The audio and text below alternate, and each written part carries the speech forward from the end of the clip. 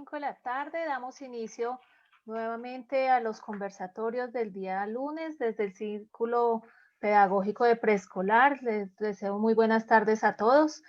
El Círculo Pedagógico es parte del Centro de Estudio e Investigación Docente de la ADE, nuestro sindicato, y lo primero que quiero hacer es invitarlos a que se inscriban en la Asamblea Pedagógica, a la séptima Asamblea Pedagógica Distrital, resistiendo en tiempos de pandemia hacia la emancipación del movimiento pedagógico. Las inscripciones son hasta el 20 de agosto. Esta asamblea se desarrollará los días 17 y 18 de septiembre. Vamos a tener un espacio especial en los 2 días de participación para el preescolar, para las docentes de preescolar, para compartir nuestros proyectos alternativos allí y para discutir todo lo que tiene que ver sobre política educativa que nos compete en los grados de preescolar. Entonces, nuevamente bienvenidos a todos. Hoy estamos con la profesora Daisy Milena García, fonoaudióloga de la Universidad Nacional, máster en psicología y directora del diplomado de neuropsicología en trastornos del lenguaje y del aprendizaje en la Universidad del Rosario. Y por supuesto, con nuestra compañera Aura Ribón, licenciada de Pedagogía Infantil y máster en Neuropsicología y Educación. Bienvenidas a las dos y el espacio es de ustedes. Muchas gracias, buenas tardes a todos y a todas. Bienvenidos a este espacio, como ya es habitual los días lunes 3 de la tarde. Los invitamos a que se conecten, a que compartan el enlace para este tema tan importante y aprovechemos la experticia y el profesionalismo de la profesora Daisy Milena. Ella la presentó la compañera Daisy. Daisy Milena es fonoaudióloga, máster en psicología, profesora de la Escuela de Medicina y Ciencias de la Salud de la Universidad del Rosario.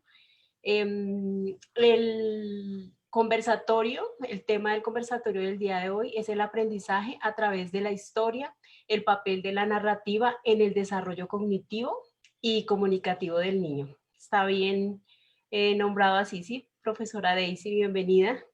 Buenas Entonces, tardes. Sí, buenas señora, tardes. perfecto. Bueno, los dejo con la profesora Daisy. Yo voy a estar muy pendiente de sus preguntas, de sus apuntes en el chat y también en el Facebook Live. Bienvenida, profesora Daisy Milena. Muchas gracias por la invitación. Muchas gracias a todos los que están conectados. Digamos que hoy vamos a tocar un tema súper interesante que tiene que ver con la narrativa, algo que hacemos en nuestro día a día y o que puede ser la herramienta también para aprender. Entonces, pues bienvenidos. Regálenme 2 segunditos, por favor. Ya iniciamos. Tú me dices en qué momento empiezo a compartir la Ya, presentación. por favor. Ah, ok. Ya te estaba escribiendo.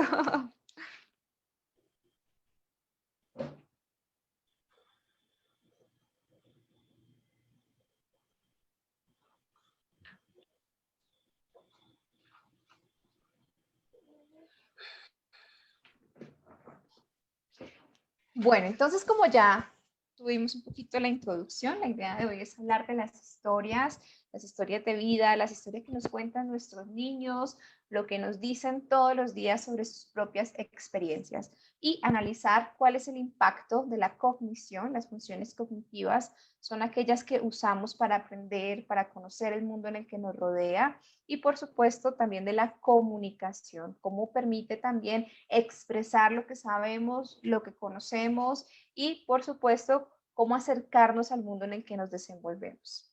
Entonces, por favor, continúas la presentación.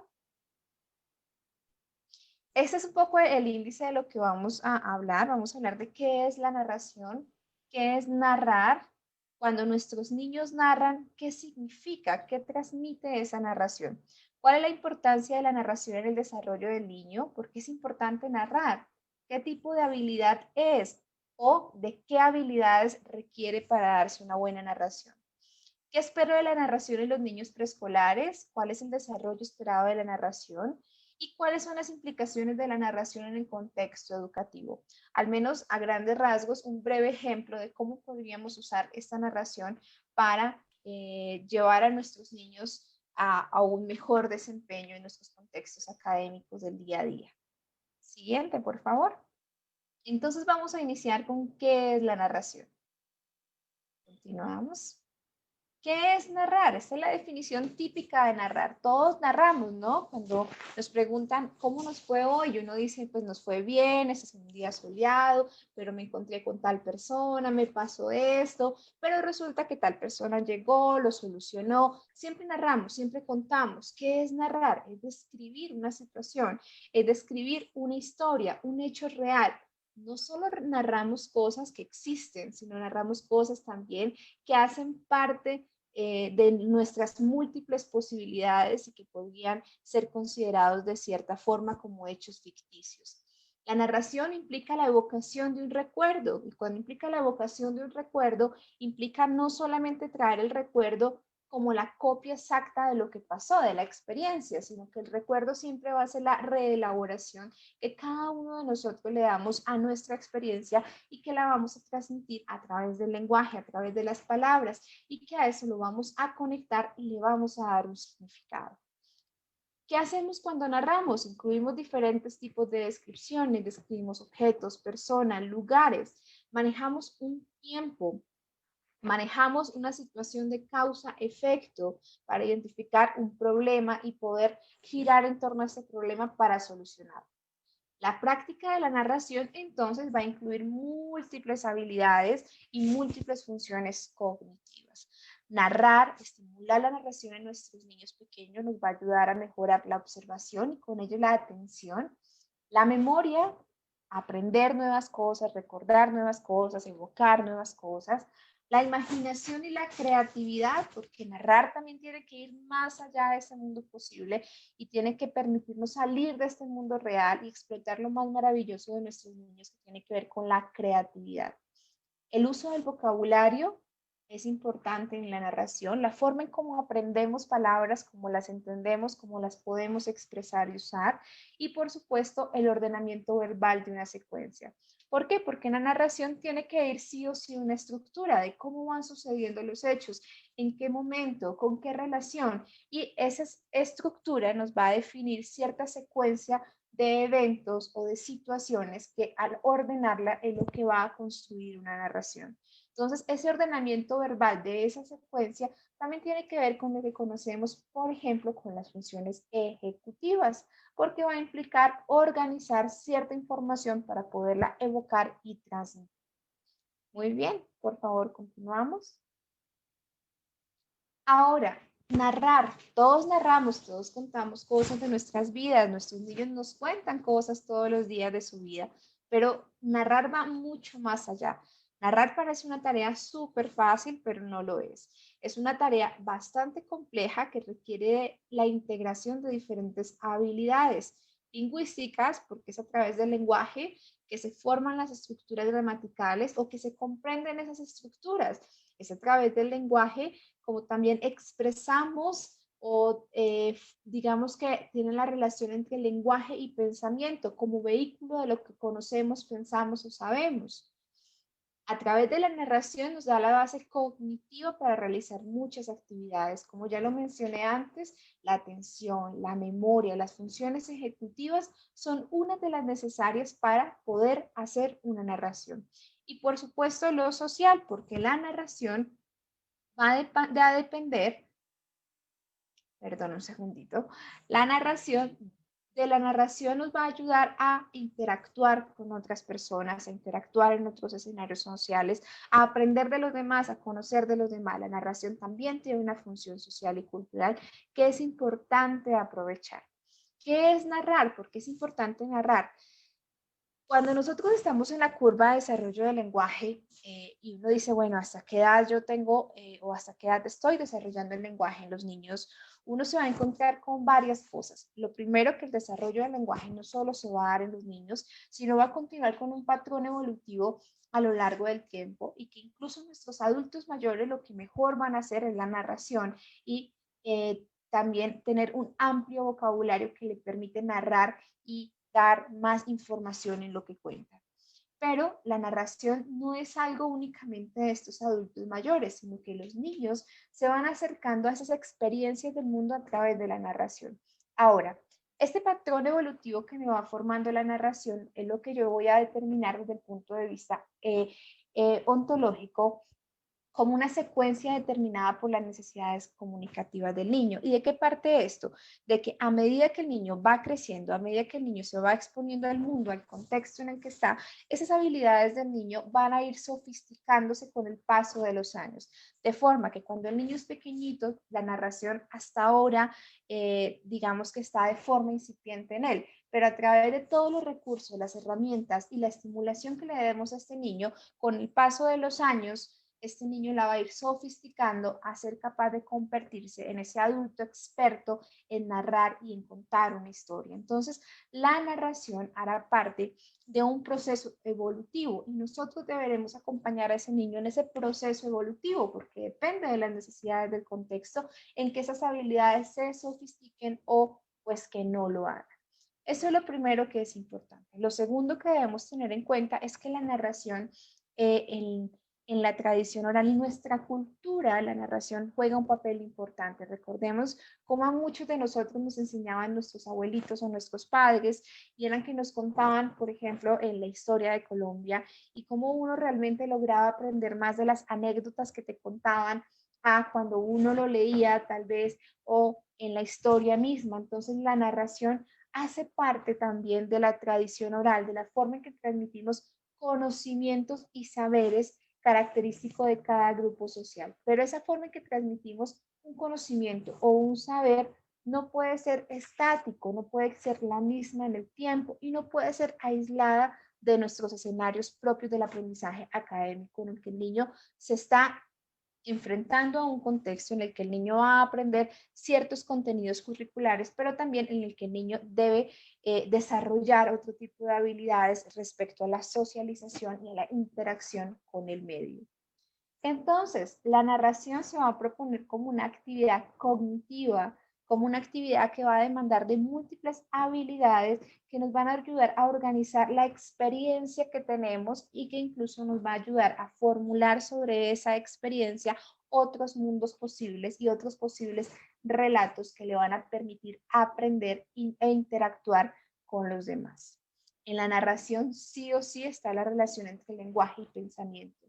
¿Sí? Sí o sí, el niño debe tener ciertas habilidades conceptuales, ciertos niveles de pensamiento previo que el lenguaje debe ayudar a transmitir. Y también el lenguaje va a ayudar a organizar estas formas de pensamiento. ¿Qué quiere decir esto? Pues que es a través de la narración y las habilidades de la narración que el niño va a poder acercarse, identificar elementos, comparar ciertos elementos, analizarlos, sintetizarlos, etcétera. Y que es a través de la relación con el mundo y es usando la narración como la herramienta en que también le va a permitir organizar esta información que está aprendiendo para poderla generalizar a otro tipo de contextos. Que es importante entonces tener en cuenta que la narrativa es activa, no es pasiva. La narrativa se forma en la medida en que la vamos diciendo, se forma a partir de nuestras experiencias y se informa incluso a partir de lo que queremos, de nuestras proyecciones. La narrativa tiene un carácter social y comunicativo que es lo que le va a permitir interactuar con el niño y ese carácter social y comunicativo aunado a esa actividad cognitiva de alta demanda es lo que nos va a permitir usarla a nuestro favor para el aprendizaje del niño en esta etapa inicial. ¿La puedes pasar, por favor? Entonces, ¿por qué es importante estimular las habilidades narrativas en el niño? Pueden existir múltiples focos. Vamos a ver algunos de estos. Aquí yo hice como un rápido esquemita de la narrativa y el impacto en 4 áreas principales. La primera tiene que ver con el lenguaje. Y pues digamos que ahí es donde me voy a quedar principalmente, pues porque soy fonoaudióloga y mi enfoque tiene que ver con lenguaje y comunicación. Y la narrativa tiene un impacto importante. Es a través de la narrativa, cuando yo hablo del lenguaje, debo hablar de diferentes componentes del lenguaje. Entonces, yo tengo un componente relacionado con la forma, que me va a dar cuenta de la estructura de las palabras, de las oraciones o incluso de los sonidos del habla. Voy a tener un componente relacionado con el contenido o llamado también semántica, que me va a dar información sobre el contenido del mundo y las relaciones entre ese mismo contenido.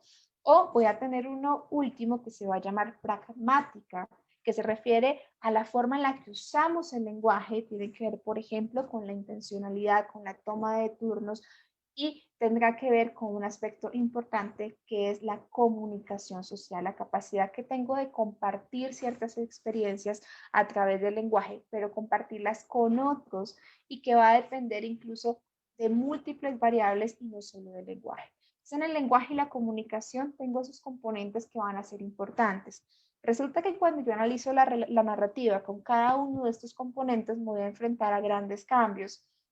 Inicialmente, a nivel estructural, cuando los niños escuchan, cuando yo cuento un cuento y el niño está al frente, cuento una historia, el niño está al frente, el niño va a escuchar ciertos patrones prosódicos, que son los que va a hacer que yo haga cierta acentuación en ciertas palabras, en ciertos finales, y el niño está muy pendiente. Esos patrones prosódicos lo que va a crear es que el niño preste mayor atención y esas palabras, posiblemente que yo le estoy haciendo esos cambios en la forma en que lo estoy diciendo y que el niño me está poniendo mayor atención, pueden ser palabras nuevas, pueden ser palabras con diferentes estructuras gramaticales, perdón, estructuras morfológicas, palabras que tienen pequeñas variaciones, o pueden ser oraciones que se van formando de las más simples a las más complejas. Cuando yo le cuento la historia a un niño, también estoy modelando cómo es el lenguaje, qué tipo de estructuras puedo tener, cuál es el nivel de complejidad al que puedo llegar.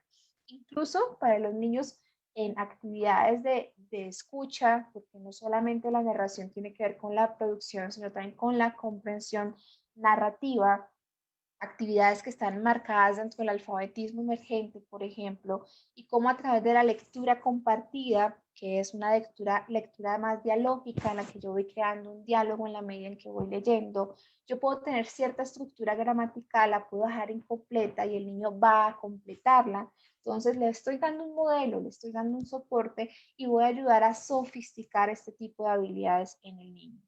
A nivel semántico, pues las narrativas tienen muchas palabras, la variedad léxica es increíble, depende de cada persona y de cada experiencia.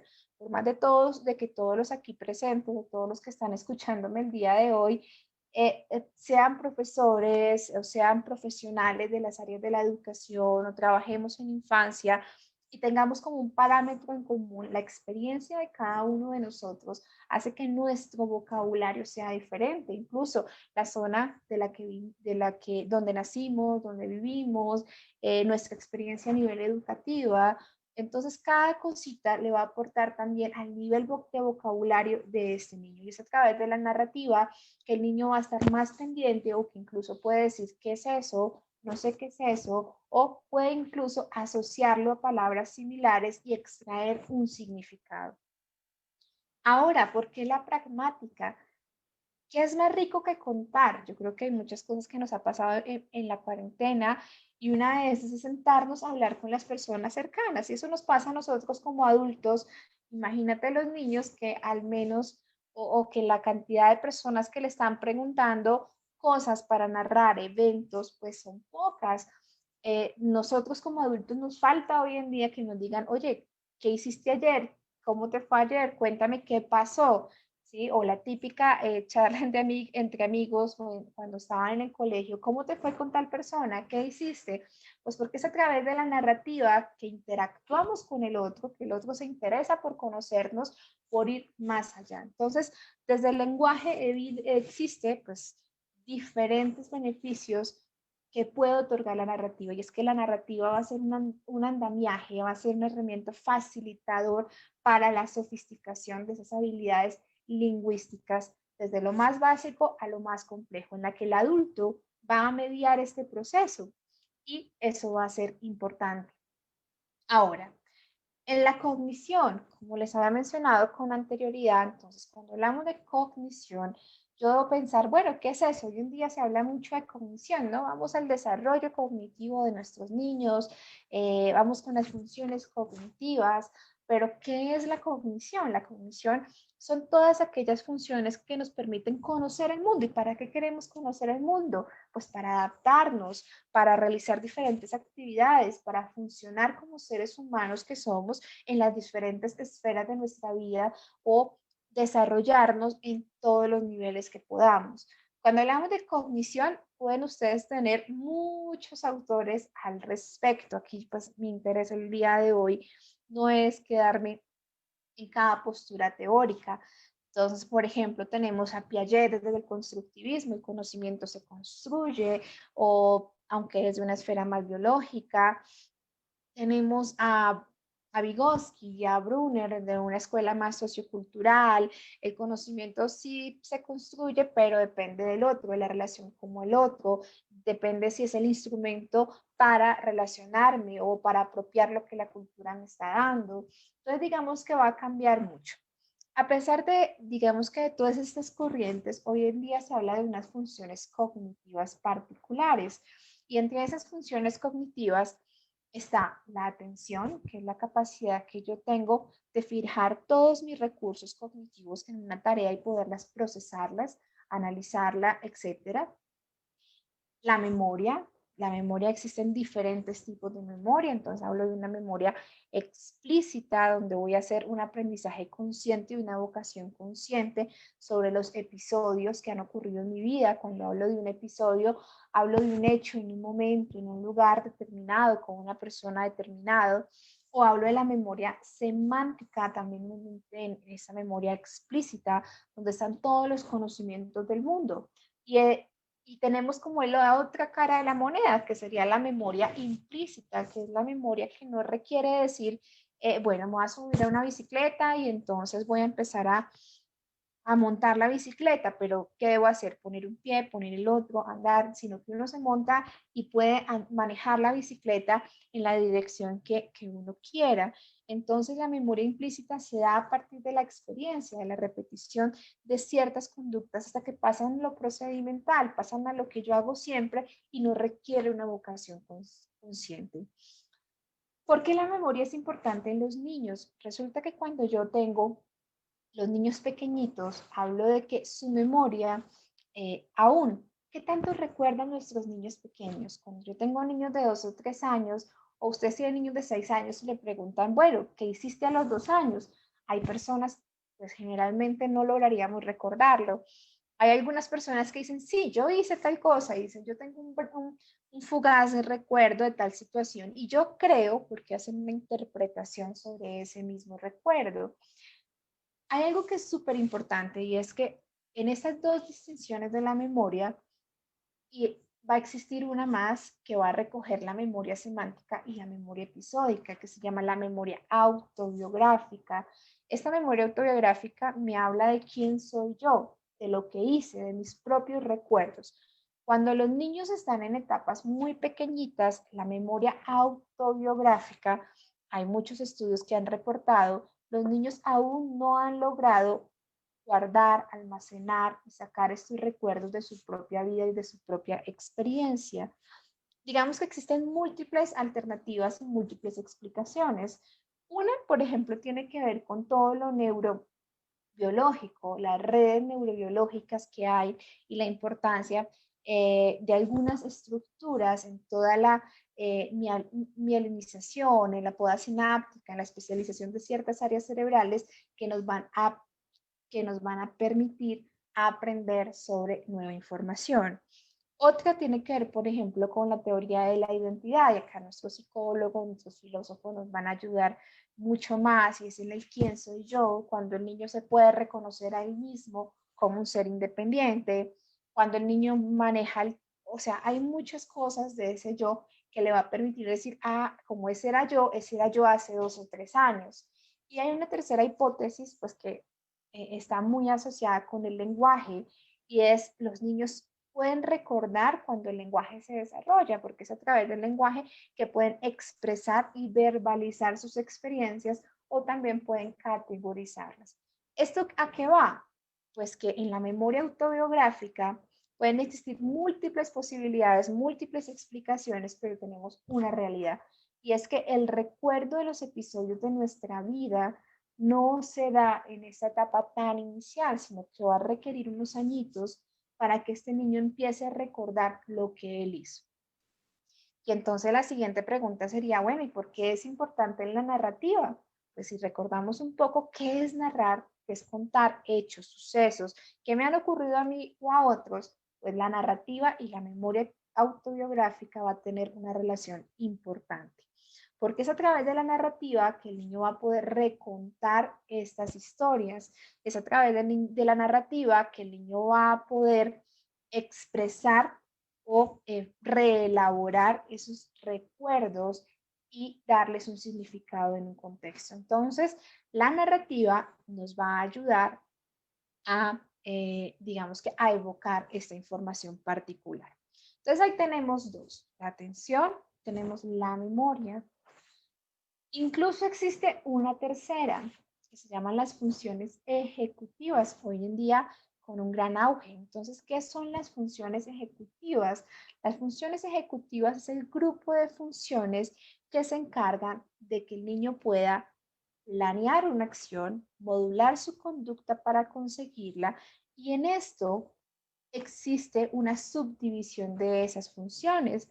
Aquí tenemos, por ejemplo, lo que llamamos memoria de trabajo. La memoria de trabajo es un poco diferente a la que les había hablado anteriormente. ¿Por qué? Porque la memoria de trabajo es la capacidad que yo tengo de mantener activa la información por cierto periodo de tiempo. Y esto es súper importante al momento de contar una historia. Por ejemplo, yo les estoy contando algo y se me puede ir la paloma a veces, pues eso es causa de la memoria de trabajo, que estará muy relacionada también con los factores atencionales. Entonces, la memoria de trabajo es lo que nos va a ayudar a que podamos contar de forma secuencial una historia, a que podamos contar de forma ordenada y a que no perdamos la idea de lo que íbamos relacionando esta información. Esa es una de las funciones ejecutivas. Otra de las funciones ejecutivas tiene que ver con el control inhibitorio.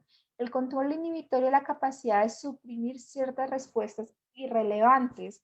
Y entonces aquí uno dice, bueno, pero ¿es importante o no es importante?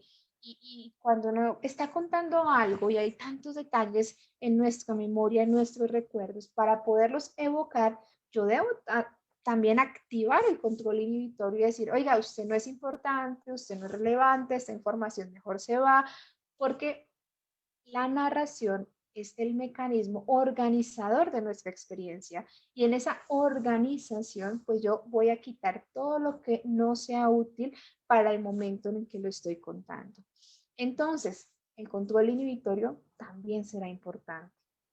Y así pueden existir otros, la flexibilidad mental en la que yo puedo aprender del error. Entonces, cuando el niño ya sabe que de tal forma no, entonces debo cambiar la forma en que lo digo para que tal vez pueda ser transmitida de una mejor manera. De esta forma, pues la narración va a impactar en todos los dominios cognitivos, porque la narración requiere de múltiples funciones, no solo de una, sino de múltiples funciones para poder organizar la experiencia, evocarla y verbalizarla.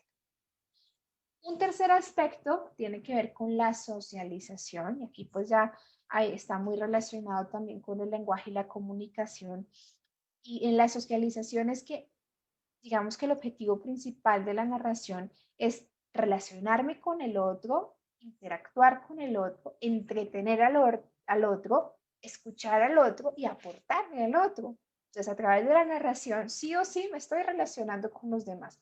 Cuando a uno le cuentan algo, uno generalmente está más entretenido. Ahora, esa narración en este niño va a requerir un ajuste al contexto o a la persona que le esté contando y en el momento en que esté contando algo. Y eso es algo que tal vez vaya a aprender a partir de la experiencia con la ayuda de nuestros modelos, de nuestros adultos. Finalmente tenemos entonces el aprendizaje. En el aprendizaje uno dice, bueno, primero de qué tipo de aprendizaje estoy hablando, ¿no? Porque aprender es modificar una conducta, y pues generalmente en nuestra vida estamos aprendiendo cosas y la memoria y el aprendizaje están íntimamente relacionadas. Ahora, en este caso vamos a hablar del aprendizaje más académico, de los logros académicos que este niño tiene que llegar a hacer en estos primeros años escolares. Y entonces, ¿por qué usar la narración?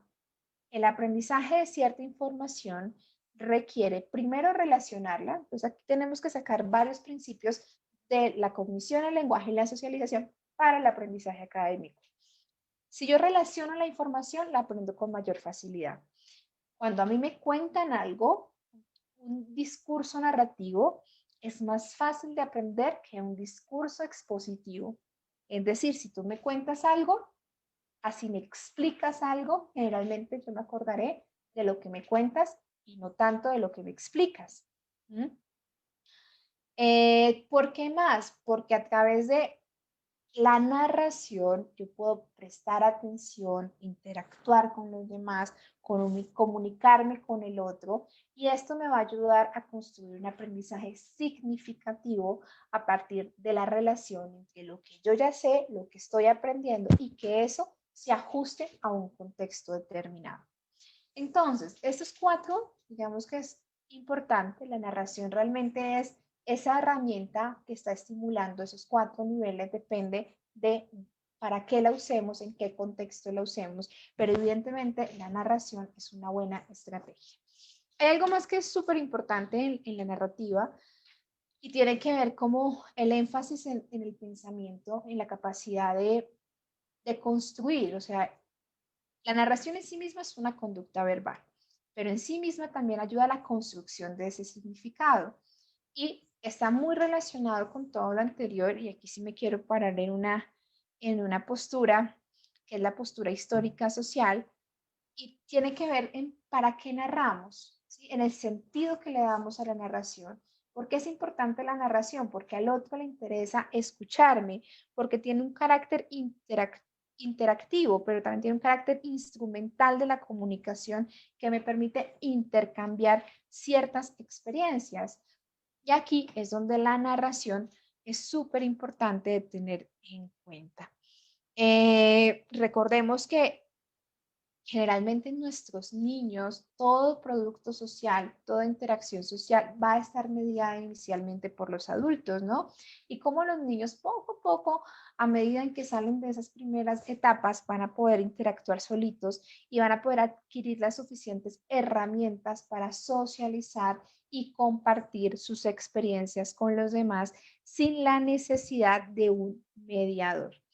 Entonces, digamos que esa herramienta que podamos usar en la narración en nuestro contexto nos va a servir como un vehículo para la construcción y transmisión de significados, que en el aprendizaje académico la podríamos usar para la adquisición de esos conocimientos específicos. Muy bien, podemos seguir, por favor. Aquí les hablo como de los principales prerequisitos cognitivos. Antes entonces les hablaba un poco de cada relación.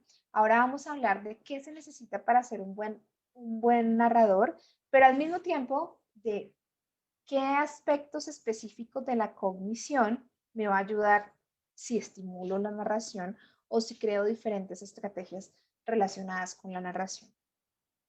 En este primero, digamos que lo he organizado en 3 niveles. En el primer nivel tiene que ver con la atención y las funciones ejecutivas. Pues la narración me va a ayudar a prestar atención a los detalles, a inhibir los detalles irrelevantes que no sean necesarios para un contexto, a organizar y priorizar la información. Respecto al lenguaje y la memoria, bueno, el lenguaje realmente para los psicólogos es considerado como una función cognitiva más. Por eso lo puse aquí entre los prerequisitos cognitivos. Pero aquí no voy a hacer énfasis a lo formal del lenguaje, sino a la relación que existe entre lenguaje y pensamiento, a cómo el lenguaje es el vehículo del pensamiento, a cómo el lenguaje nos está ayudando a externalizar y organizar esos recuerdos en el caso de la memoria, o organizar y externalizar lo que estamos pensando, nuestras propias operaciones mentales, y ponerlas en función de todos. Y finalmente hay un componente importante que no lo había mencionado con anterioridad y tiene que ver con la cognición social. ¿Qué es la cognición social? Es la capacidad que yo tengo de ponerme en el lugar del otro. ¿Sí? En la cognición social se destacan dos factores importantes. Uno que tiene que ver con la teoría de la mente, que es la capacidad que yo tengo de identificar la emoción del otro, y otro con la capacidad de empatizar, la empatía, de compartir cierto estado emocional con esa otra persona. Y uno dice, bueno, pero ¿por qué la narración es importante en la cognición social?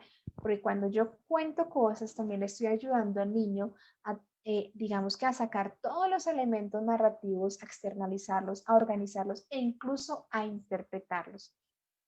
Más allá de la cognición social, que está muy relacionado con lo emocional, que aquí también nuestros amigos psicólogos nos pueden ayudar, la narración, por ejemplo, ha sido usada como estrategia terapéutica, como una intervención terapéutica por psicólogos para rescatar o para verbalizar o externalizar aquellas experiencias traumáticas y para aprender a manejar las diferentes emociones que pueden girar a través de esta. Es decir, que la narración va mucho más allá de simplemente algo verbal, algo que lo podemos escuchar, sino que implica una serie de procesos adicionales, incluso cognitivos, lingüísticos, comunicativos, incluso con una base emocional que es importante tener en cuenta en nuestros niños. Muy bien, seguimos, por favor. Ahora, hay algo que es súper importante en la narración. Tenemos todo lo cognitivo. Ahora vamos a hablar del lenguaje. Esta vez no me quiero quedar tanto en los aspectos formales del lenguaje. Cuando yo me refiero a los aspectos formales, me refiero a la forma, a la sintaxis, a la morfología, a la fonología. ¿Sí? O sea, a la capacidad que yo tengo de estructurar una oración y de complejizarla, de producir ciertos fonemas o de incluso estructurar una palabra, etcétera. En este caso me voy a referir a un componente más importante, que es el componente que tiene que ver con la comunicación social, con la interacción con otro. Y ahí es donde vamos a rescatar todos los prerequisitos pragmáticos. La pragmática es el uso que se le da a ese lenguaje. Resulta que cuando ¿qué se requiere para ser un buen narrador de la pragmática del lenguaje? Resulta que antes de hablar de la narración, que es un tipo discursivo, de un discurso, yo debo hablar de la conversación. ¿Sí? Este niño en este primer momento puede conversar, porque si la narración es importante, la conversación aún más. Y no solo la conversación con un sentido de expresar emociones, sino también la conversación con un propósito de aprender del entorno en el que se encuentra el niño. Entonces, ¿qué espero yo de la conversación? ¿Qué debe tener ese niño en la conversación? Lo primero que yo debo tener es la capacidad de iniciar y de responder. Es decir, cuando este niño tiene una edad inferior, cuando es un niño pequeñito, lo primero que yo espero de este niño es que aprenda a interactuar. Cuando aprende a interactuar, yo lo primero que voy a esperar es que este niño inicie una conversación. ¿Sí? Ahora, generalmente cuando son pequeñitos son niños que no inician, el adulto es el que tiene que iniciar, aunque ellos sí tengan inicios o comunicativos, intenciones comunicativas, a veces el adulto al que le toca recapturar esto y convertirlo en una conversación. Entonces, la capacidad de iniciar una conversación y de responder a una conversación siempre será un prerequisito que se necesita para que este niño desarrolle también unas habilidades discursivas entre las que está la narración. La toma de turnos. Cuando yo hablo de conversación, hablo de una toma de turnos. Primero voy yo, segundo vas tú.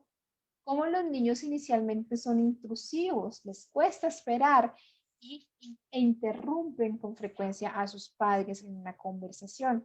Eso lo tienen que aprender con el tiempo. ¿Cómo pueden manejar un tópico, un tema de conversación?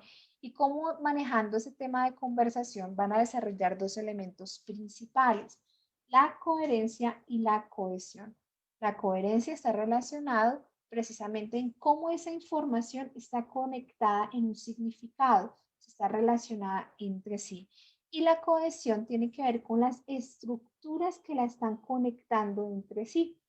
Es decir, que la cohesión tiene que ver con un marcador semántico, mientras que la coherencia tiene que ver con un marcador semántico, mientras que la cohesión con un marcador más a nivel gramatical. Miren cómo el niño, sin saber estas cosas, puede simplemente empezar a contarnos de sus experiencias integrando estos dos elementos. En ese primer lugar, entonces, tenemos la conversación. ¿Por qué es importante? Cuando uno le pregunta al niño, ¿qué pasó? El niño te puede decir, yo tuve una conversación y Juanito dijo esto y Pepito dijo esto. Entonces va a adoptar unos papeles y va a explicar ciertos papeles dentro de la conversación con otros como si fueran hechos reales. Segundo, actos comunicativos. En los actos comunicativos tenemos principalmente uno, aquí me va a quedar uno, y es la intencionalidad comunicativa, ¿sí? Incluso se va antes que la conversación, pero lo puse aquí porque en este caso es, ¿para qué vamos a narrar? ¿Para qué vamos a contar? ¿Sí? ¿Cuál es ese objetivo, ese propósito que va más allá de simplemente describir o de simplemente conversar o de responder cuando me haces una pregunta? Entonces, ¿para qué yo quiero contarte lo que me pasó? ¿Para qué yo quiero contar lo que le pasó al otro? ¿Para qué yo quiero contar lo que puede llegar a pasar? Eso es súper importante de tener en cuenta. Y finalmente vienen unas habilidades lingüísticas de mayor complejidad, que son las habilidades de referencia e inferencia. Cuando yo me refiero a la referencia, es cómo nos referimos a ciertas cosas, situaciones o hechos. Los niños tienen que aprender a expresarse sobre esto en diferentes momentos. Y aquí simultáneamente va a ir otro tipo de digamos, de conceptos desde la lingüística que tienen que ver con qué tanto el niño tiene el conocimiento del hablante o del contexto comunicativo, qué tanto presupone a partir del conocimiento de ese hablante y de ese contexto, qué tanto ese niño conoce de las implicaciones de lo que puede decir las implicaciones en ese contexto social, o qué tanto este niño puede llegar a usar una palabra que tiene múltiples significados o a entender esta palabra que tiene múltiples significados al analizarla en un conjunto. Entonces, digamos que son herramientas y son características que son importantes para el desarrollo de la comunicación de este niño. Muy bien, seguimos, por favor. Entonces, ¿qué espero yo en una narrativa? Yo espero que el niño logre desarrollar tres aspectos importantes. Primero, todo lo que tiene que ver con los mecanismos cohesivos, ¿sí? Incluso yo acá le agregaría otras cosas, pero bueno, eso es lo que propone algunos autores, donde va a aprender a expresarse sobre algunos hechos o sucesos, a conectarlos y a usar otro tipo de marcadores gramaticales que le van a ayudar a relatar ciertas situaciones, donde voy a aprender a estructurar una narración y al estructurarla le voy a dar sentido. Acá tiene que ver un poquito más con la coherencia, ¿sí? Si yo incluyo un protagonista, enuncio un hecho y enuncio la secuencialidad en que ocurren los hechos, pues el niño va a aprender a conectar, a relacionar esa información entre sí. Y también en las modalidades del discurso. Narrar no es solo hablar. Hoy en día la narración va mucho más allá porque está el celular. Entonces, la narración incluso puede incluir emoticones. La narración implica dibujar. La narración implica gestos, implica otra forma de expresarse. La narración implica elementos paralingüísticos, todos aquellos que acompañan el lenguaje, como la acentuación, la entonación, etcétera, y que no hacen parte en sí misma del lenguaje. Entonces, cuando yo estoy estimulando la narración del niño, debo intentar que se den estas tres cosas. Desarrollar lo cohesivo, pero también estructurar lo que el niño me va a decir y finalmente que el niño use los múltiples recursos que pueden existir para contarme lo que me tenga que contar. Listo, podemos seguir, por favor. Ahora, ¿cómo se da el desarrollo de la narrativa? Continuemos. Cuando hablamos del desarrollo de la narrativa, debemos analizarlo desde dos puntos de vista. Insisto, narrar no es solo producir una narración. Narrar también implica comprender una narración. Aunque a continuación voy a hacer más énfasis en la producción, yo quiero que nos fijemos también en la comprensión de esa estructura de narración, en la comprensión de esos marcadores cohesivos, en la comprensión de esas otras modalidades gestuales de la narración. ¿Por qué? Resulta que la comprensión narrativa es lo que está más relacionado con la comprensión de textos, porque tiene que ver con la comprensión auditiva. Entonces, cuando yo hablo de comprensión narrativa, hablo de comprensión auditiva, que tanto el niño está comprendiendo lo que está escuchando. Y este es uno de los marcadores que más está relacionado con la comprensión de textos. Y eso quiere decir con el desarrollo de las habilidades de lectura, especialmente en sus niveles de mayor complejidad. Pues narrar, como ya vimos, implica hacer inferencias, comprender una situación, conocer el mundo en el que me rodea. Y todo esto se requiere para la comprensión de un texto. No solo es poder leer, sino comprender lo que el niño está, lo que le estamos leyendo al niño. Y pues a continuación les voy a hablar un poquito de lo que yo espero a nivel de producción de narrativas. Siguiente, por favor. Aquí no me voy a quedar, este es un esquemita que hicimos ya hace algún tiempo con una estudiante. No, pero espérate, no me lo pases tanto. Devuélvelo, gracias. Y a lo que yo voy es, hay varias cosas a tener en cuenta, ¿no? Abajo están los con, digamos que todo lo que haría referencia a la cohesión y arriba estaría todo lo que hace referencia a la coherencia. Algunos factores que voy a destacar de aquí. Primero, que es una secuencia que se desarrolla en el tiempo. Segundo, que va de lo más simple a lo más complejo. Tercero, que siempre empieza en el yo del niño y termina en el otro. Y cuarto, que es el adulto el que debe mediar para que se desarrollen todos estos aspectos manejados en un tiempo, en un momento y en un lugar determinado.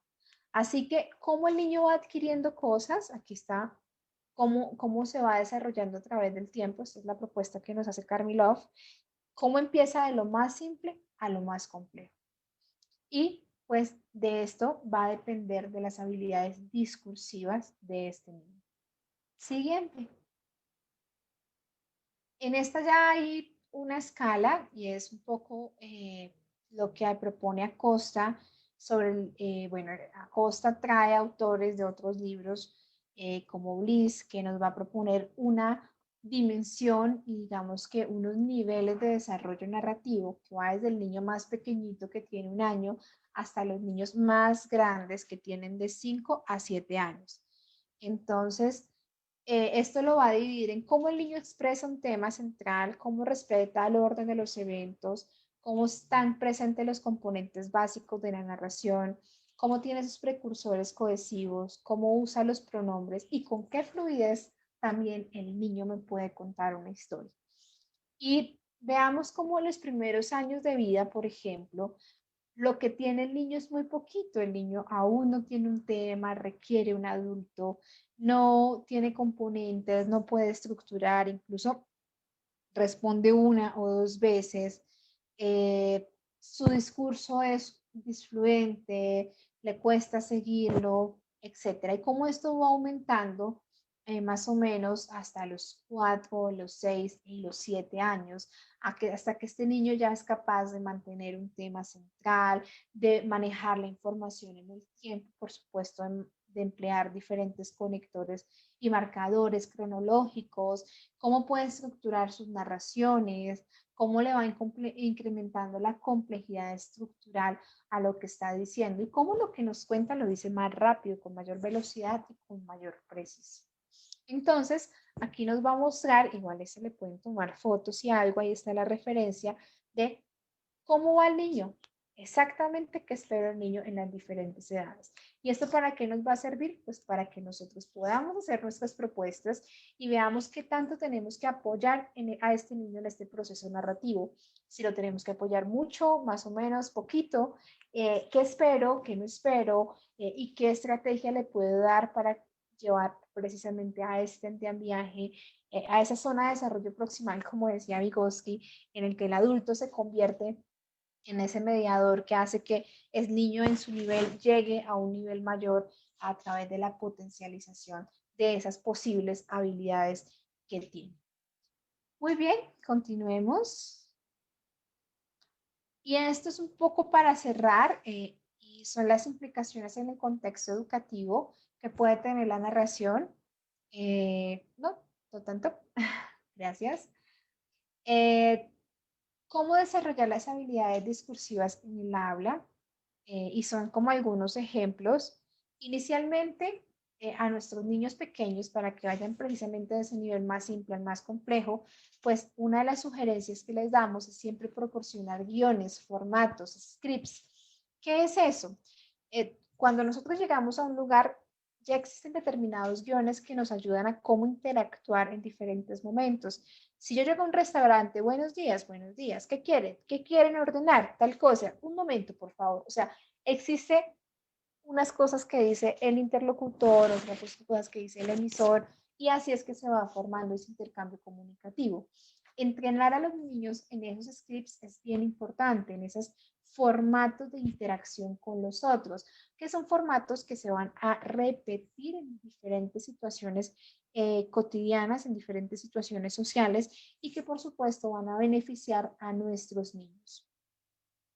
Segundo, enseñar la estructura narrativa, pero enseñarla no solamente en la escritura, sino también en la oralidad.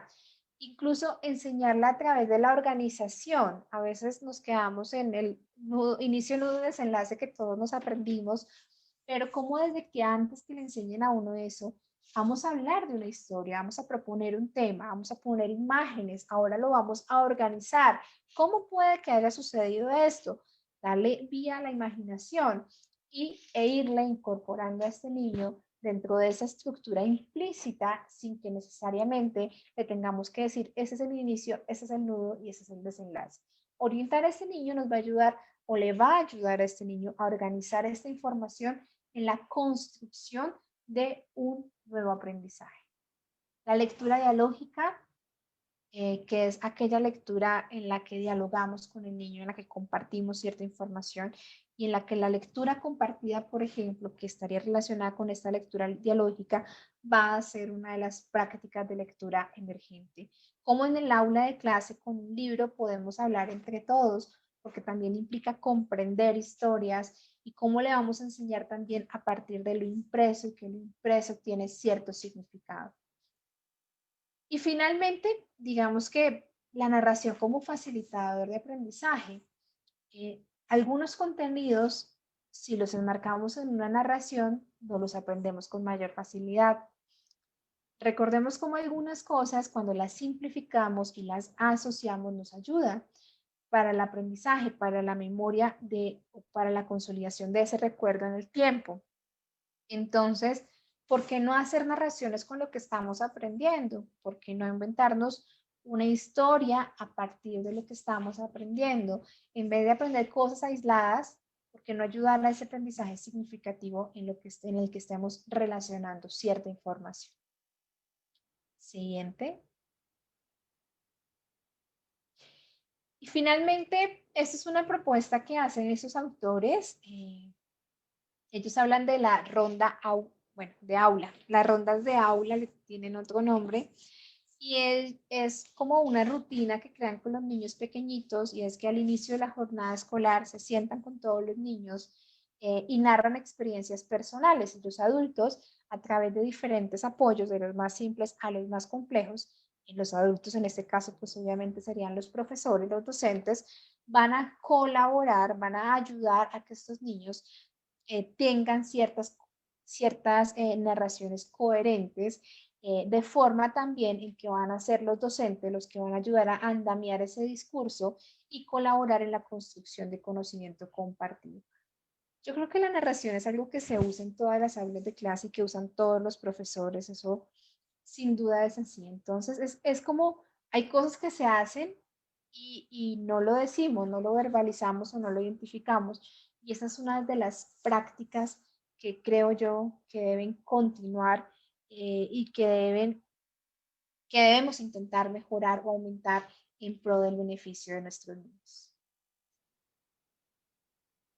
Y ya, pues esto era un poco lo que les tenía que contar. Realmente este tema es muy interesante y es súper amplio, pero intenté como resumirlo lo más que pude.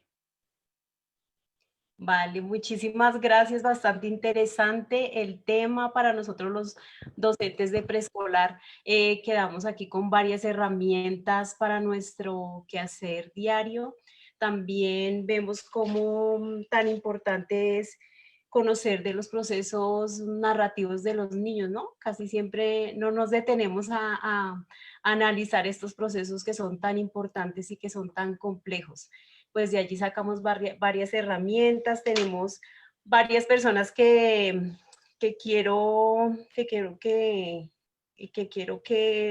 la profesora conozca, que están desde la profesora Shirley desde Villavicencio, desde Machalá, un saludo a la profesora Zaira, está también la profesora Ricardina desde el Perú y también desde Puerto Boyacá. Un saludo a todos los que nos están acompañando, muy interesante el tema, voy a leer algunas apreciaciones acerca del tema. Dice por acá la profesora Marcela Carrillo, dice, cuando los niños son pequeños, los motivamos a que hablen y cuando lo logran, les insistimos a que guarden silencio. Eso pasa. Me encanta. Sí. Y dice que la educación tradicional invita a silenciar la voz propia, la voz interior, y pregunta que cómo podemos transmitirles a descubrir su propia voz. Bastante interesante esta reflexión de la profesora Marcela Carrillo. Entonces, la profesora Daisy, ¿qué quisiera decir acerca de esta reflexión? Me encantan esos dos comentarios, me parecen muy pertinentes. Es cierto, como a nuestros niños pequeñitos los incentivamos para que hablen, pero a medida de que pasa el tiempo les pedimos que se callen, que no nos cuenten más cosas. Y eso estaría muy relacionado con la segunda pregunta, ¿cómo hacemos para que nuestros niños hablen, sigan hablando y cuenten más cosas de sus experiencias personales? Hay algo que no les nombré y es súper importante y es también el rol de la familia en el desarrollo narrativo, ¿no? Yo creo que en las prácticas, aunque sean siempre son docentes educativos, ¿no? La familia y el colegio, la escuela, pues son dos instituciones educativas, pero yo creo que también tenemos que buscar en algún punto que esas instituciones educativas se junten y apoyemos en pro de nuestros niños y por qué no elaborar unos programas orientados al desarrollo de habilidades narrativas, pero no solamente como que se mejoren las habilidades narrativas, sino que sea a través de la narración. O sea, mi invitación esta vez es que usemos la narración como herramienta y que al mismo tiempo que usamos la narración como herramienta, pues vamos a desarrollar otras cosas, pero que la herramienta de o para ya lo define cada uno. ¿Cómo ayudarle o cómo promover a esos niños? Es eh, crear estos espacios. Yo creo que hay que seguir creando los espacios de narración de historias que obviamente van de la oralidad a la escritura pero que tienen el mismo objetivo, ¿no? Transmitir lo que sé, lo que soy y para dónde voy. Entonces, es a eso, es seguir incentivando, no bajar la guardia, o sea, no quitarnos de ahí, seguir haciendo que estos niños sigan comunicándose y sigan expresando, lo creo yo, uniendo a la familia, por supuesto. Muchas gracias. Acá tenemos otra, dice la profesora Lucía, dice que la felicita por tan excelente exposición y reflexión. Dice que se deben brindar los espacios que faciliten mayor comunicación con nuestros niños mediante actividades lúdico-pedagógicas, que sean escuchados y también que escucharlos, que sean escuchados y también que escuchen. Fundamental en el incremento de sus habilidades comunicativas.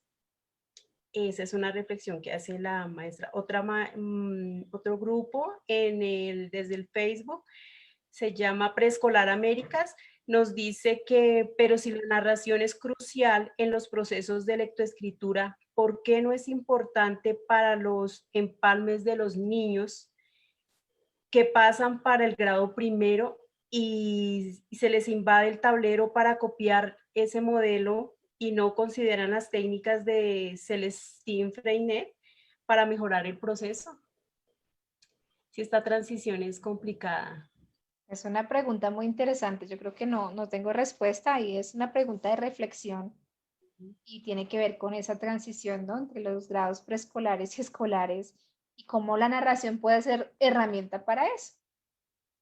Sí, bueno, entonces acá hay otra pregunta que habla acerca de las funciones ejecutivas.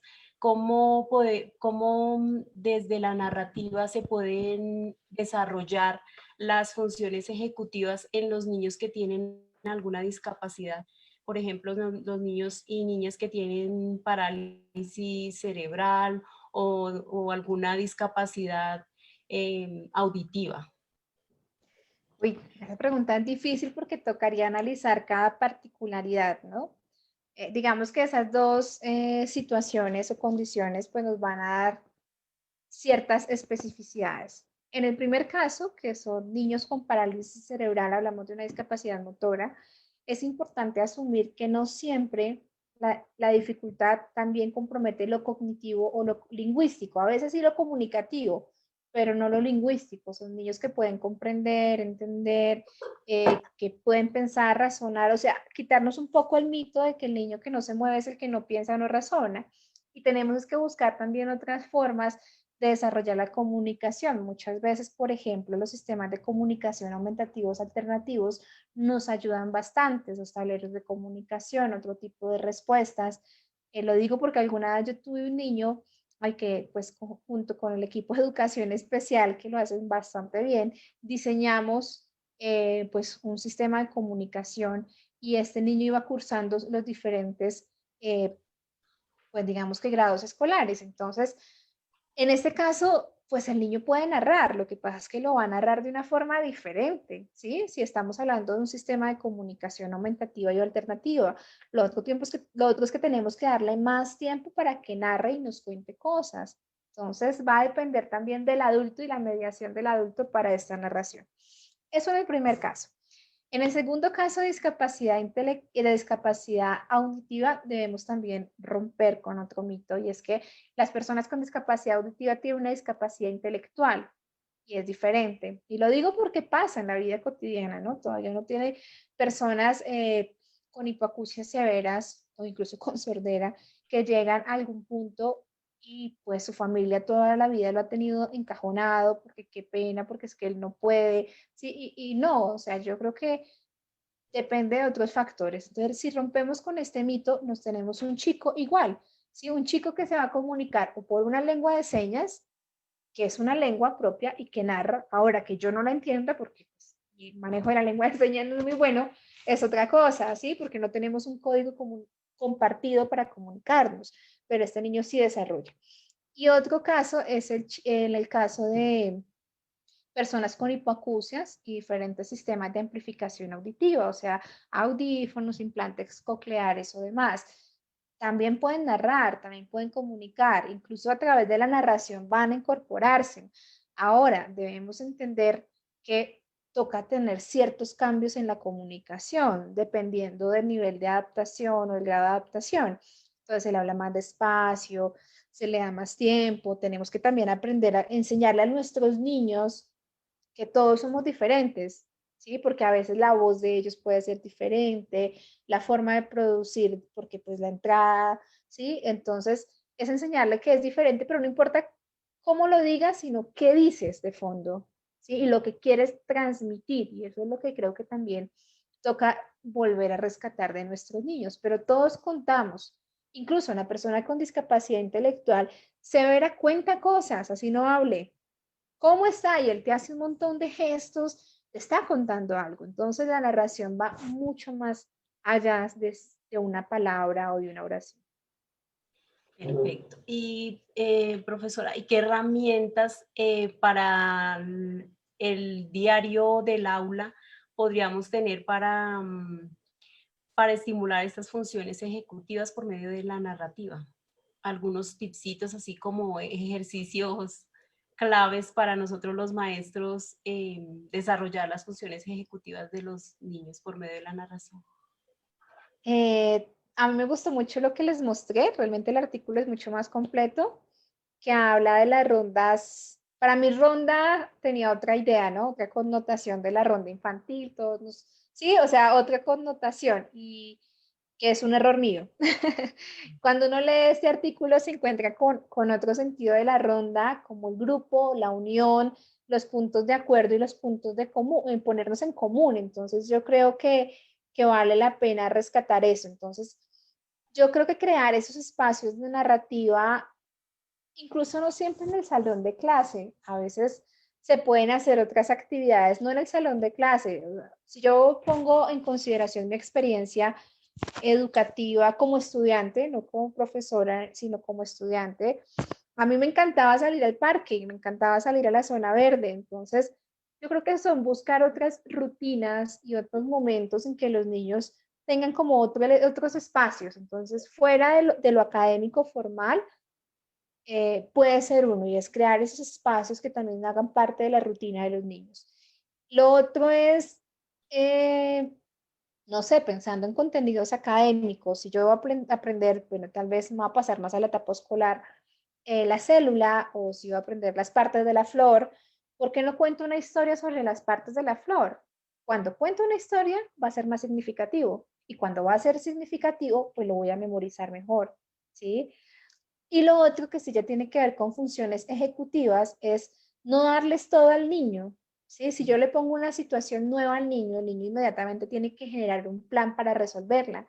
Entonces, ¿cómo la narrativa puede ser la forma en que externalice ese plan o en que organice esas piezas de información para conseguir algo? Entonces, creo que son como algunas estrategias, pero insisto, la narrativa es la herramienta para, ¿sí? Y ahí es donde va lo que ustedes quieran como logro que tengan en su aula de clase. Vale. Y por medio del arte, el arte en la narrativa, ¿cómo se podría eh, tomar esto como una gran herramienta? Es que el arte tiene muchas Es otra implicaciones. modalidad de lenguaje, es un lenguaje no verbal, por eso yo hablo mucho de las modalidades y que no solo la narrativa es hablando, la narrativa es con el cuerpo, la narrativa es con los gestos, con los otros elementos, con la pintura, con el dibujo, ¿sí? Todos contamos y el arte, por supuesto que está relacionado, el arte, la música, ¿sí? Eso estará relacionado y hace parte de una de las herramientas para el desarrollo de la narrativa. Muy bien. Muchas gracias. Y hay otra pregunta que dice, ¿cuáles serían los pasos a seguir para dar un adecuado desarrollo de la narrativa en los niños? ¿Cuáles serían esos pasos? Yo creo que debemos trabajar primero en la intencionalidad, o sea, que el niño se comunique con un propósito. Miren cómo eso va a trascender la vida escolar a la vida incluso universitaria, en el que, por ejemplo, por qué los adolescentes no escriben adecuadamente, o cuáles son las mayores de las dificultades de los adolescentes cuando escriben, y es porque no identifican el propósito para escribir, ¿sí? Entonces, primero, ¿cuál es el propósito? Decirle al niño, ser muy enfático en para qué te comunicas, en para qué, o sea, el propósito que esté implícito o explícito, pero es importante rescatarlo. Es importante el niño, creo que la cognición social, el entender al otro, y la cognición social también hace parte de esa comunicación social, el entender al otro, el saber que el otro está, que puede relacionarse, que el otro también siente, que el otro piensa y que con el otro puedo construir conocimiento. ¿Mm?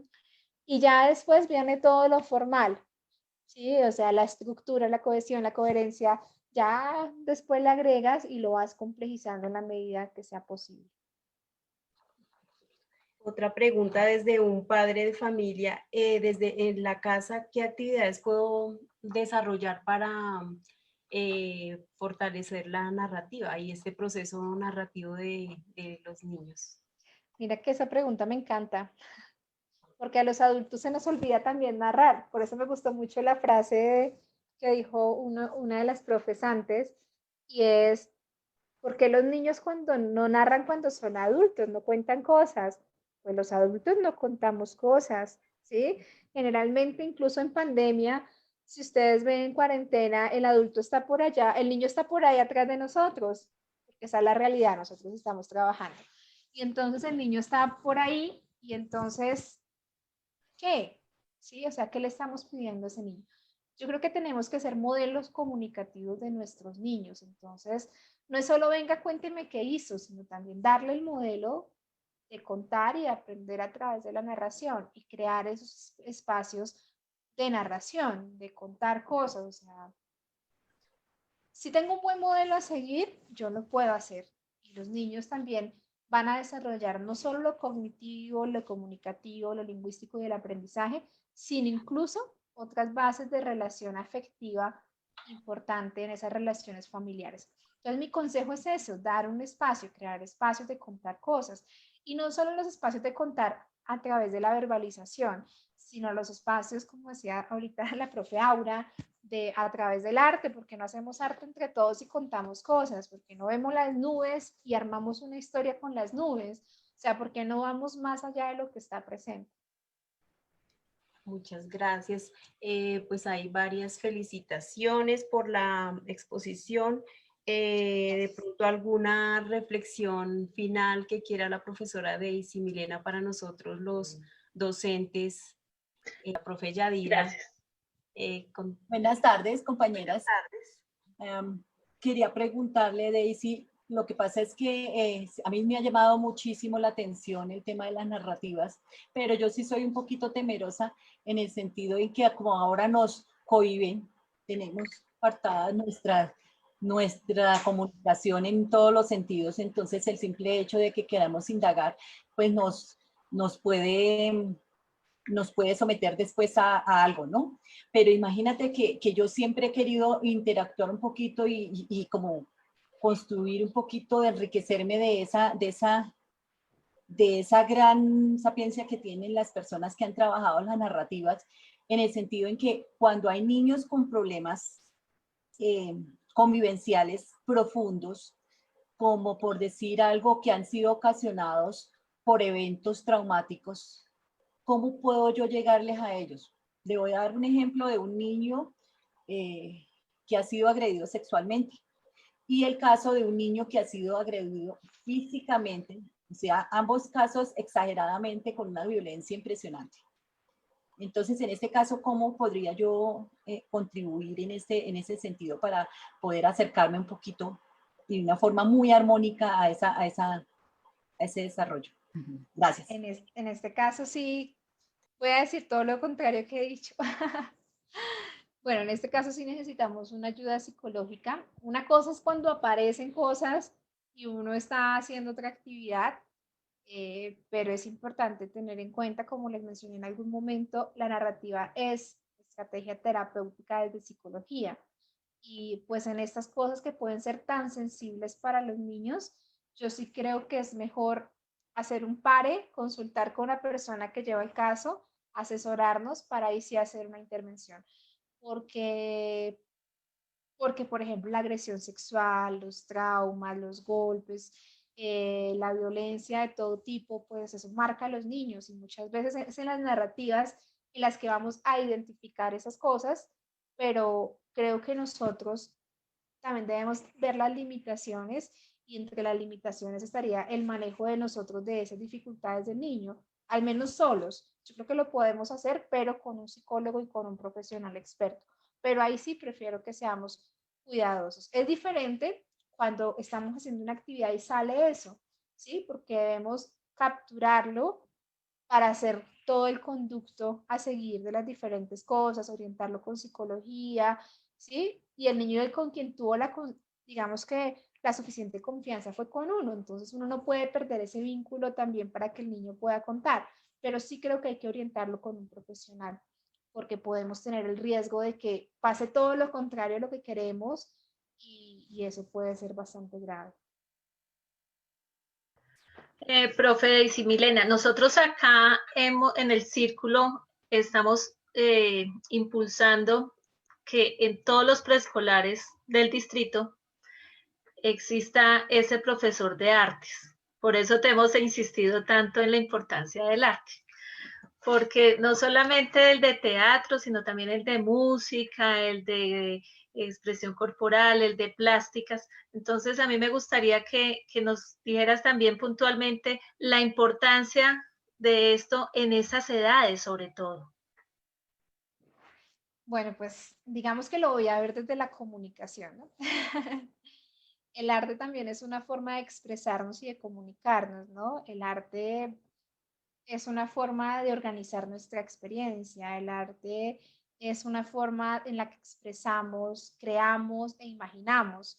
Entonces, pues el arte puede ser usado a favor de muchas habilidades. No soy experta en arte. eh, Hay algo que se llama la neuropsicología del arte, neurociencias del arte, y hay un montón de cosas que tienen otro tipo de evidencia a favor, pero evidentemente yo creo que el desarrollar esas habilidades artísticas en diferente índole ayuda a los niños a todo su desarrollo en general, en las diferentes dimensiones de vida de este niño.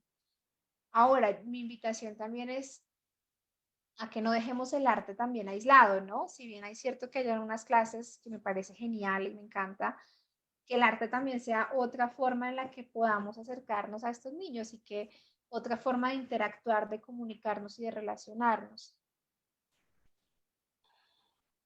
Muchas Señora gracias. Aura.